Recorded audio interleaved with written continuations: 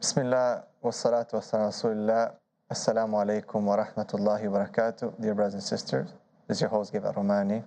Welcome to another episode, and we are discussing the topic of the middle path. Previously, we talked about extremism, how to stay away from extremism on both sides of the spectrums, how to follow the sunnah of the Prophet ﷺ, the clear path that was decreed for us from Allah subhanahu wa ta'ala, was exemplified in detail by the Prophet ﷺ, was practiced by his companions and those who came from the next generations, and how to engage our youth, the ones who are the target of extremism on both sides. People become very lenient, they don't practice Islam, they start committing sins and following their shahawat, their desires. And then the people who become too harsh and then leave the sunnah of the Prophet ﷺ, they think that they can do more than the Prophet ﷺ, more and have a better understanding than the Prophet and the companions, and they follow these shubahat, these doubts that lead them again into a different form of extremism.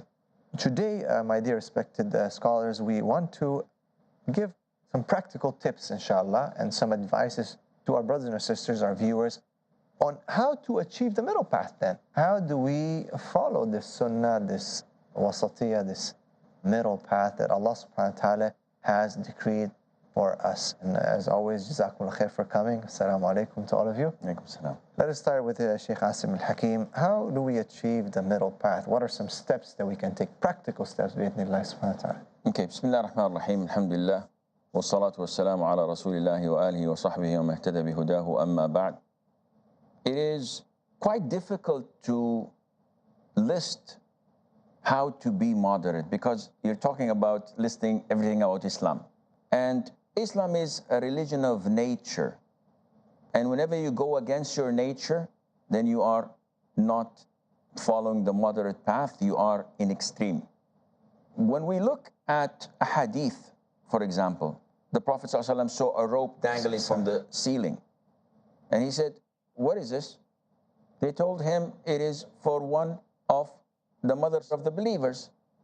She prays at night, and when she feels tired, she hangs up so that she could stand."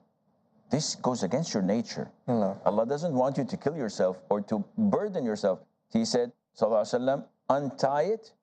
When one has the agility, one has the power to pray, pray. And when you feel asleep, go ahead and sleep. Subhanallah. So if you look at aspects of aqeedah, you will find that there are extremes.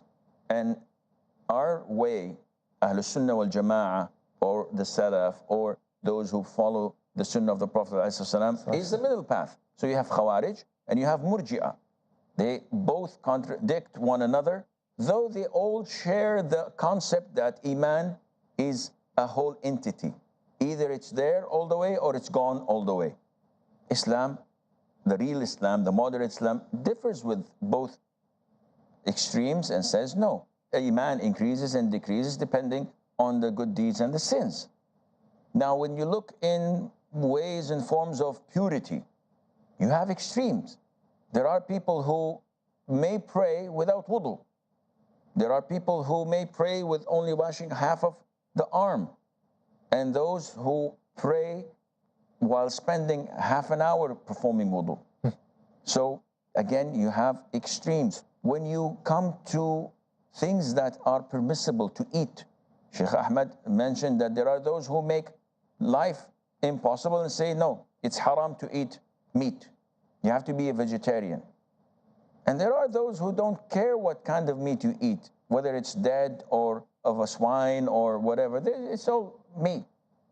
Let's eat. So you have so many tendencies around that it is extremely difficult to follow the right path if you don't have knowledge. With knowledge, your darkness becomes light. With knowledge, your confusion becomes reality and certainty. But when you don't have knowledge, it's an easy fall. And sometimes it's a spiral downfall into hell because you don't know what to do. Abdullah ibn Amr ibn al-As, may Allah be pleased with him, he was a great companion of the Prophet ﷺ.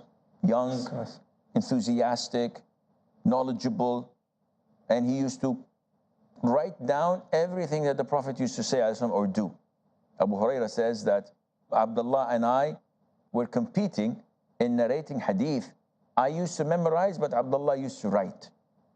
Abdullah ibn Amr, his father, they say that the difference in age is about 11 years between the father and the son. MashaAllah. Well, let's assume it's more than that, but his father, Amr ibn al-As, was one of the great Arabs, intellectual Arabs, very keen and clever. He wanted to get his son married, so he chose a woman from a good family in Mecca, and they got them married. A few weeks later, he goes and checks upon his son, and he finds his daughter-in-law. So he asks her, "How is Abdullah with you?" And this Qurayshi woman was a woman of a noble family. She said, "MashaAllah, he fasts all day and prays all night. He's a righteous man." Amr ibn al-As is not Smart. sucking his thumb. he is a genius. He immediately took the message and understood it. That this man, 2 weeks after marriage, until now he did not even touch me. Allah. No consummation. So he goes immediately to the Prophet because he knows his son, in a sense, is a hopeless case. In the sense that he loves Allah Azza wa Jal to the extent that he would think and believe that what I'm doing is the right thing. So he goes to the Prophet and complains. The Prophet summons Abdullah, and he asks him few questions without going into details.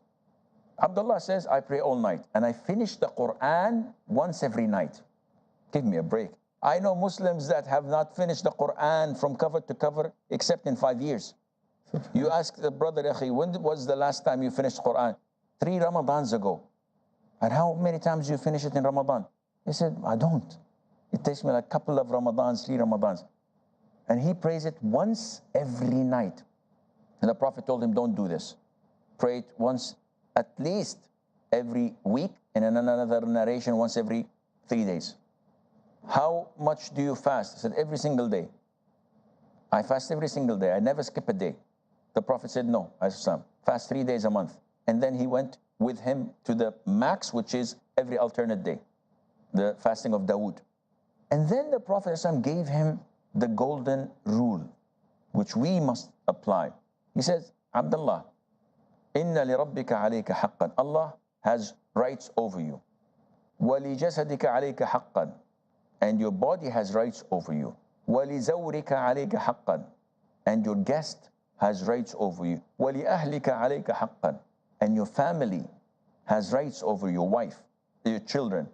The Prophet ﷺ, so give each its due right. The same incident took place with Salman al-Farisi and Abu Darda. And it's in the Sahih. And Abu Darda complained to the Prophet ﷺ that Salman gave him the same advice. The Prophet said, Salman had said the truth. This golden rule of being moderate, of being natural. If you pray all night long, you can't do that. Do you think you will last for long? Never. It will affect everything around you. It has a ripple effect. Maybe you will manage to do it a month, two, a year or two, but then it would start to affect everything. And the Prophet said, "Inna li kulli amalin shirra." Each deed, whether good or bad, Islamic or un-Islamic, it has a peak. وَإِنَّ لِكُلِّ شِرَّةٍ فَتْرَةٍ. And each peak has a downfall, has a bottom level that it would reach. So this is human nature. If you start to embrace Islam and practice it, you feel like strong. But then there is a downfall to it. The Prophet says, فَمَنْ كَانَتْ فَتْرَتُهُ إِلَى سُنَّتِي فَقَدْ اهْتَدَى. Now, whoever his downfall is to my sunnah, then you're guided. What does that mean? Your peak was to pray 6 hours a day. Your downfall to the sunnah is that you pray witr before you go to bed, or at least you don't miss witr per night. But your downfall would be that you quit praying altogether. Yes. So the Prophet says that this is the moderation, level of moderation is his sunnah. And the Prophet says, وَمَنْ كَانَتْ فَتْرَتُهُ إِلَى غَيْرِ ذَلِكَ فَقَدْ ضَلَّ وَهَلَكَ. And whoever his fatigue his lack of interest is to other than my sunnah, then he has gone astray and he's doomed. MashaAllah. Would you like to comment on this, anyone? There's no comment except another hadith where the Prophet ﷺ is addressing the youth and the Muslims in general by telling them, إِنَّ هَذَا الدِّينَ مَتِينٌ فَأَوْغِلُوا فِيهِ بِرِفْقٍ. This deen, this religion is so vast. You can't do everything.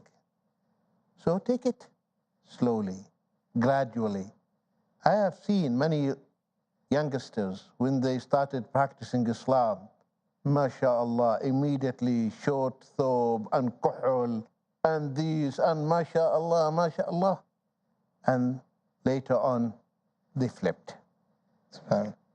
Many sisters from day one, gloves, niqab, and they take it too much.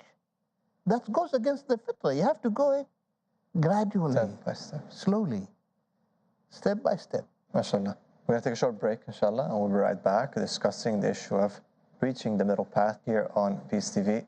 We'll be right back after this break. God is great.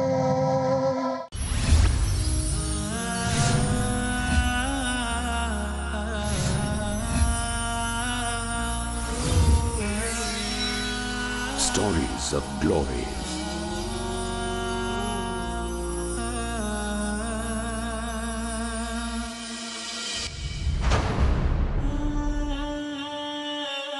From a habitual stammerer to a spectacular orator, couldn't even confidently say his name.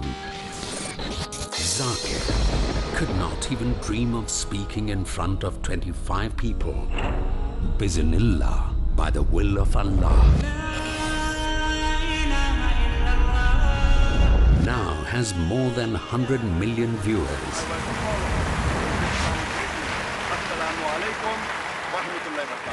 Spellbinding several millions of his fans and driven tens of thousands to turn falsehood to ashes and accept the truth. He is Dr. Zakir Naik, a passionate da'i. His passion, dawah. His dream, peace in every home. Enthused with a blazing flame of Iman, the unstoppable. Conferred and honored with multiple international awards for his dawah endeavors worldwide. Looking into your eyes, mysteriously bright. Think I'm gonna go nowhere else for just a little while. Dr. Zakir Naik, Chairman of the IRF Educational Trust and President of the Islamic Research Foundation, Mumbai.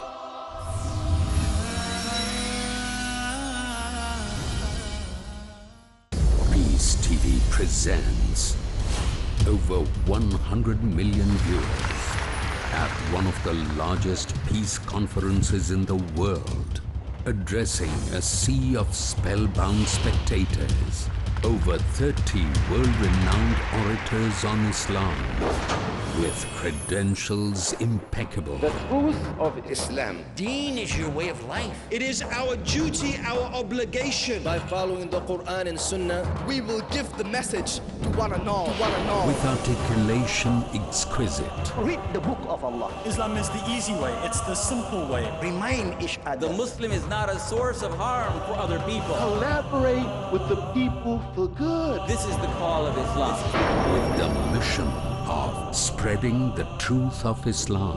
Do what you can to spread the word of Islam. Wherever we are, live like Muslims. Use your power. Allah is saying, why do you need anything else? This Quran is self-sufficient. The only book on the face of the globe, the Quran. How a human being should lead his life is given in this instruction manual, the glorious Quran. For peace to prevail on earth in Peacemakers. Next on Peace TV.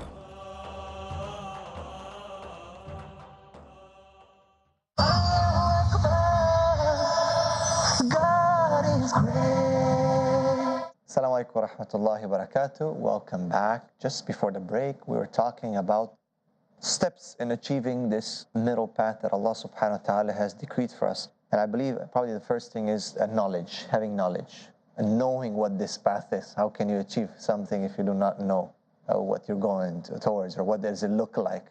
So having knowledge. And before the break, we're talking with Sheikh Salem. I believe if I'm taking the right point, it would be gradualism would be the next point in achieving the right. Would you like to elaborate a little bit more on that? Inshallah? Alhamdulillah. See, first of all, we have to understand the obligations in Islam. The obligation in Islam, they are furud, so you have to prioritize, and they are sunan. So what is obligatory takes the first priority. Yeah. So you need to sort out the priorities, though all are part of the deen. But if you equate all of them and you want to do them all in one go, you'll find difficulty. That's why the youth, they need guidance, and they need someone to tell them, take it easy. Hold your horses. Hold your horses. It's a long way. It's a long way to go. That's why Abdullah ibn Amr ibn As radiallahu anhuma, towards the end of his life, said, I wished I had accepted the piece of advice. Because now he's old. Yeah? He couldn't do what he used to do. That's why the other hadith, the one who is beating his horse or his camel, his mount, through the journey, for the camel or the horse to speed up, he will not reach his destination because his mount will collapse. SubhanAllah. See? Animal rights right there. Yeah, his mount will collapse. And he has not saved his animal. And his animal. So that's why Islam, my dear brothers and sisters, okay, the Prophet ﷺ, when he was teaching the Arabi who came and embraced Islam, he taught him the 5 prayers. That's it. He said, and I will enter the Jannah. Yeah.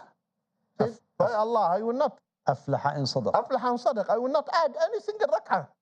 And the Prophet ﷺ said, indeed, he will be successful if he is telling the truth that he will pray these 5 prayers and not missing them.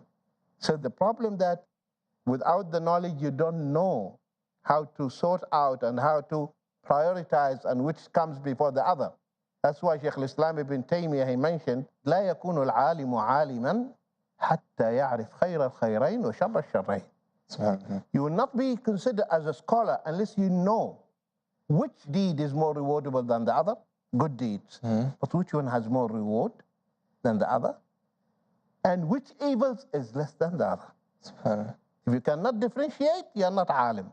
SubhanAllah, this reminds me of a trend that I personally passed through it, and I see a lot of the youngsters pass through it when it comes to religious commitment. When Allah Azza wa Jal guides us in the very beginning, we tend to find those who are newly committed to the religion to be tough, rough, rude, and a lot of the people are agitated and they don't like what they see, and they have all the right not to like what they see because this is not proper Islam. But if you analyze this, it is like when you're carrying a piece of jewel in your hand and someone says, excuse me, what's the time? And you think that he wants to take your jewel. So you start to be a little bit aggressive or defensive. And this is due to lack of knowledge. The more you get knowledge and you get to understand the wisdom and how to be wise, the more you tend to loosen your grip, but to put the jewel where it should be put. And this is why when we started to practice Islam at the very beginning, we had our priorities mixed up. So wearing the hijab for a sister is not questionable. This is a fard. But going to extremes in being disrespectful to your mom because she's listening to music, this is totally unacceptable, and your hijab has nothing to do with this. So you have this mixed emotions and wrong priorities. A brother wearing the beard, mashallah, this is mandatory. We have no question in that. But at the same time, he is abusive to his wife. He beats her up. He slanders her, thinking that he's disciplining her, or he's abusive to his neighbor. Why? He doesn't give salam. Okay, mashallah, you have a long beard or you look like a Muslim. Why don't you give salam to your neighbor? Or I haven't seen them pray. So that this doesn't make them kafir. Maybe they pray when you don't see them. Oh, no. Whoever abandons prayer is a kafir. This type of extremism, of jumping the gun, of cascading so many thoughts and building on them judgments is what's killing us. So I am a youth. Let me think. How can I start to do damage? Oh, the Muslim ruler of my country is kafir. Why? Because he has a lot of allegiance to kafir countries. And this means that his ministers are kafirs as well because they're approving him. And the soldiers are kafir because they're protecting them. And the police force is kafir. And the family of the police force and the children are kafir because they are approving their parents. And the whole society is kafir. So who's left? Me and you. And by the way, your prayer is not that good. So I'm only So one. I'm the only one There's left. a funny incident that just reminded me right now. One of the sheikhs was telling us that he was personally with one guy entering the haram. And this guy seriously turned to him and says, brother, I honestly believe that everyone here except you and I are kafir. And he was like, So it's not strange. SubhanAllah. I feel moderation or being in the middle path is simpler than sometimes what we think. No. It's basically to do what Allah has commanded you to do and abstain from what Allah prohibits you from doing. It's very simple. But if you'd like to do the extra, that comes in the next step. That's why you need to take things easily and you have to train yourself. It does take time and effort, and you need the help of others. And don't have these ill thoughts of other people around you, thinking that I'm the best, I can do, more than anyone else. You feel so much this arrogance within you, thinking that you're the best practicing person of Islam, and the others are just nothing. Judging others. That's the problem. I think if you limit yourself to doing the obligations first, doing your salah on time in congregation as a man, or as a woman during time, and doing it in the right way, and fulfilling all the other obligations, starting with the pillars of the faith, giving zakah, fasting the month of Ramadan, making hajj if you're able to do so. These are the basics. And then you abstain from prohibitions. You don't involve yourself in riba, in lying, in fornication, all of the terrible things that we are asked to stay away from. I think that you recognize the right path and you're doing it. But if you start mixing up things, as our brothers already said, then you really don't have a campus to go by. Then you're lost. That's why you start to equate sunnah with fard, and you try to, overdo certain things at the expense of other things. But if you are waqaf inda hududillah, you are a person who sees the limits and stops there. That is going to make you, hopefully, the description or the right path of what you need to do. It's just very, very simple. Follow these things and you'll be safe. We have about 2 minutes, inshallah. Just from a family perspective, people who are watching here, a father, a mother, and so on, maybe grandparents, they say, how can we as a family take some steps towards achieving this middle path, this way that the Prophet ﷺ gave us? Maybe if you can. I believe that it is essential for the family to have communication. Extremism thrives on lack of communication. When your child is unable to voice his thoughts to you and get guidance, we tend not to listen to our kids. Daddy, I'd like to talk about, they take 50 riyals and go and buy some candies. I don't feel like talking to you. Or reprimanding whenever he says something that I feel is not right. Are you crazy? You're kafir? You don't pray Fajr today. Get away from my face. We have a big problem. So we have to start to communicate with our kids. And this is essential. I've met in one Southeastern country I was in recently, and I met two of the takfiris. And they came posing the question where they usually expect the sheikh or the da'i to give them a lecture that we all know of obeying the wali al-amr, of this, of that. Yeah. And I've met so many of them. So I said, by turning the table to them, said, Wallahi, akhi, what you're saying is a good question, but what do you think the answer should be? Can you give me a couple of scenarios? And he refrained. Because he knows that if he talks, he's going to reveal himself. Expose himself, yeah. Therefore, we need to listen more than talking, especially to these extremists. Let them talk. Okay, let's see what you have. And then we will try to refute what you're saying. So the family needs this communication. They need a lot of knowledge. They need to be injected with lots and lots of the seerah of the Prophet ﷺ. When we connect our children, our wives, to the seerah of the Prophet ﷺ, then they will be, inshallah, safe. MashaAllah. Just quickly, the knowledge is inshallah, the solution, the ilm, to immunize the children, to give them immunity. Immunization, yes. So they know, they have brought up that this is the Islam, and what is said is nonsense. They know it. No, MashaAllah. Jazakumullah khair again. A very beneficial episode, and we hope that you, the audience, benefited from this. We leave you again with the blessings of Allah subhanahu wa ta'ala, and we'll see you on the next episode. Assalamu alaikum wa rahmatullahi wa barakatuh.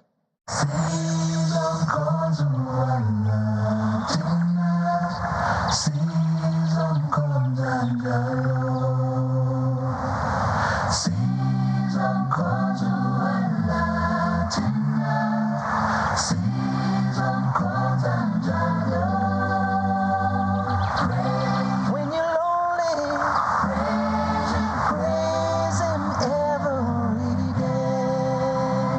Say Allahu Akbar, Allahu Akbar.